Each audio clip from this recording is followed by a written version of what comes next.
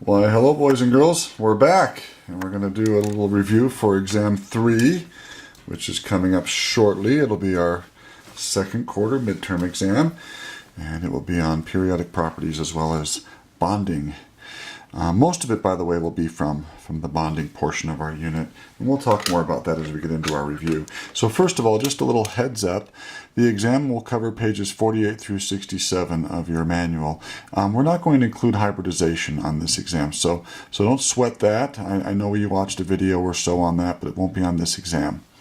Don't forget to study simple vocabulary terms, particularly those terms on pages 48 and 49, which deal with, group, family, period, alkali metals, alkaline earth metals, lanthanides, actinides, etc., etc., etc.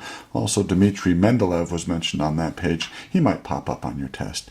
And then 54 through 57, which discusses ionic bonding, percent ionic character, and such. So don't forget to pay some careful attention to those pages. We're not really going to focus a lot on this review on those pages. However, the stuff that we do focus on will be emphasized on your exam. So this review, I hope, will be very beneficial, but it won't be all inclusive. Okay? So first of all, let's take a look at question 1 here, where we arrange these elements, sulfur, germanium, phosphorus, and silicon, in order of increasing size. So I like to read that carefully. Increasing means you're going to put the smallest radius first and the largest radius last, aren't you? Isn't that what increasing means? So I'm going to go from small to large. Now remember, when we go across a period, atomic radius decreases, which is that sort of counterintuitive, confusing thinking. When you go across a period, remember you're not gaining energy levels, but you are gaining protons in the nucleus. So it pulls that energy level in closer and closer and closer, decreasing the radius of the atom when you go across a period. When you go down a group, the radius increases because you're gaining energy levels. That means you're gaining shielding, and those inner energy levels repel those outer energy levels farther and farther. So when you go down a group, radius increases. So we have sulfur right there, germanium down here, phosphorus and silicon. Okay, now sulfur, phosphorus, and silicon are all three on period 3, and when you go across they get smaller, so sulfur is going to be the smallest of those. Germanium looks like it's going to be the largest. It's in period 4, so it has 4 energy levels. So I'm going to go ahead and throw germanium down at the end. It's going to be the largest. Remember, sulfur, we said, since it's furthest to the right of the remaining 3, it has a higher effective nuclear charge, so it's going to be the smallest. So if sulfur is the smallest, germanium is the largest, looks like phosphorus will be the next after sulfur, and then after that will be silicon. So I would predict that the order would be sulfur, phosphorus, silicon, and germanium. Make sure you folks study trends and atomic size or atomic radius. How about ions? We want to go in order of increasing size here. So once again, we want the smallest ion here first and the largest last. So from small to large. So we have the sodium, potassium, chloride, and bromide ions. So the sodium ion is, well, it's sodium with 1 less electron, so it'd be like neon as far as its electrons were concerned. Potassium would be a lot like argon as far as its electrons are concerned. Chloride would be like argon. Bromide would be like krypton. So the largest would have the most energy levels, which would be bromide. It's going to have 4 energy levels. It's in period 4. So Br negative will be the biggestest of that group. And let's see, what do we have left? Potassium's like argon.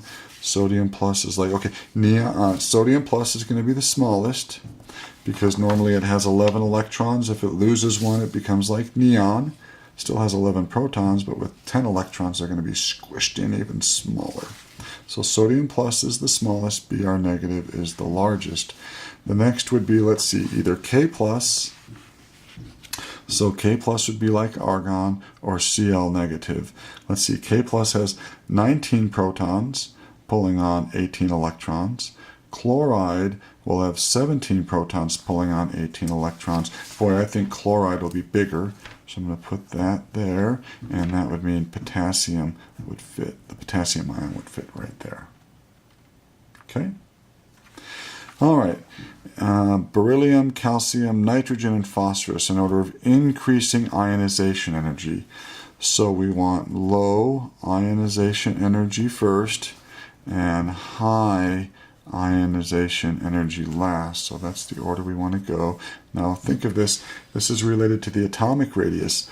The radii that's small, it's hard to pull those electrons away from. So high ionization energy, keep in mind that will be a small atomic radius.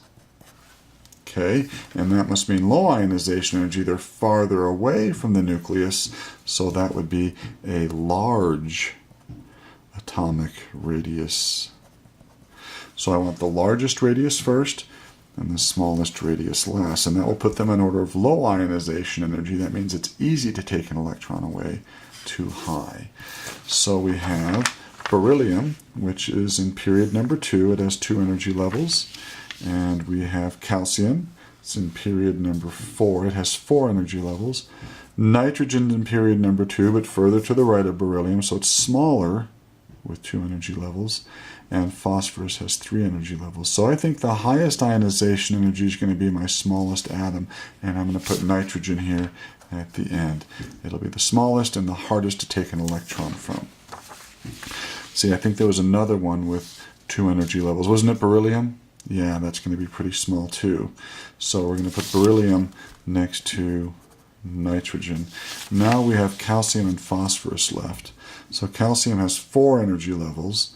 Phosphorus has 3. So the one with 4 energy levels is bigger, probably easier to take an electron from. So calcium will be easier than, let's see, what was the other one? Calcium, phosphorus. So there we go. So my prediction would be calcium, phosphorus, beryllium, and then nitrogen. So I went from low ionization into high ionization energy. But really what I did is I went from the largest radius, which means it's easiest to take an electron away from, to the smallest radius, which is hard to take an electron from. Okay? All right, next up, which one of the following pairs would you expect to have the higher electron affinity? So that's the attraction that an atom has for a non-bonding electron. So once again, this has to do with radius. So high electron affinity would be the small radius. Okay, so we have chlorine atoms or chloride ions. Well, let's see, chlorine atoms are going to be smaller because they have a better proton to electron ratio. Chloride has an extra electron, so it's going to be harder for it to attract even more. So I'm going to go with the chlorine atom on letter A. Letter B, sodium or potassium? Well, let's take a look. Sodium has 3 energy levels, potassium has 4. Probably going to be easier for sodium to attract that electron, so we're going to pick sodium on letter B.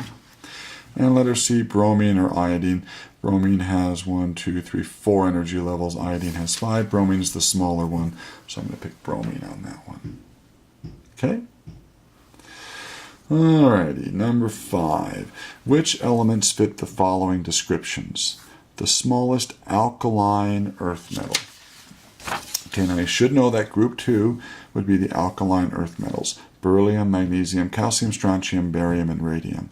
The smallest would have the fewest energy levels, which would be beryllium. So I would choose beryllium for letter A. Which has the valence shell configuration of 3d10 4s2. Now, just for the record, we could have written this as 4s2 3d10. So let's see, 4s2 3d10, that looks like that's going to be zinc. So we're going to choose Zn. The halogen with the lowest ionization energy. So low ionization energy means it's going to be small, I said that wrong. Low ionization energy means it's going to be the biggest one because it's easiest to take an electron from. So let's see, the halogens are fluorine, chlorine, bromine, iodine, and astatine. So the largest would be astatine.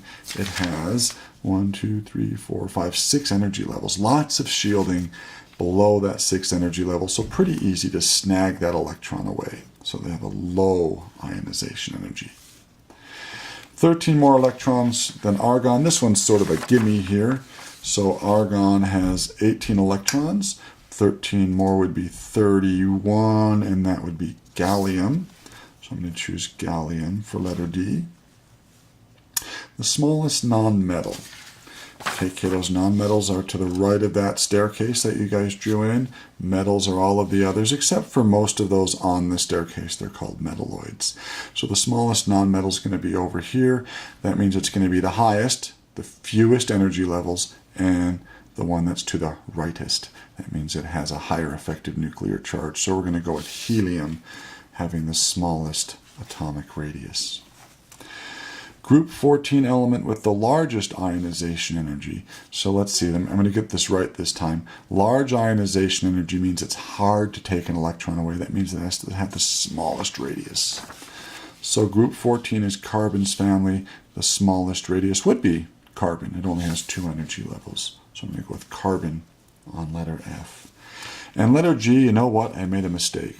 So I'm going to say, oops, you cannot do letter G. So I apologize for that. My mistake. Please forgive me. Okay, next up, number 6. And then we'll end the first video, and on the second video, what we're going to do is we're going to practice a bunch of Lewis structures along with their shape, bond angle, and polarity. So I want the group and period number for the following elements. So let's just make a little chart. We'll have group number first, period number after that. So group, kiddos, remember, would be these vertical columns. Periods are the horizontal rows. So let's see, phosphorus. It's like phosphorus is 1, 2, 3, 4, 5. We're going to say 15 groups over. So group 15. Period number 1, 2, 3. It's in the third period.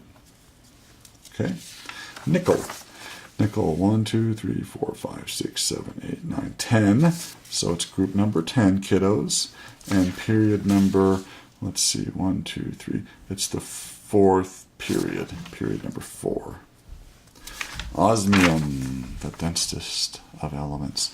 1, 2, 3, 4, 5, 6, 7, 8. So group number 8. Period number, let's see where it is. 1, 2, 3, 4, 5, 6. Period number 6. Iodine. So that's going to be the halogen group, which is group 17. And it's period number 1, 2, 3, 4, 5, 6. Period number 6. And titanium, right over here. And so that's group number 4. And period number 1, 2, 3, 4. 4 and 4. Okay. So there's the first part of our review. The second part, kiddos, we're going to draw Lewis structures. We're going to predict shape. We're going to do bond angle, and we're going to find polarity. So stay tuned for the second video coming up soon.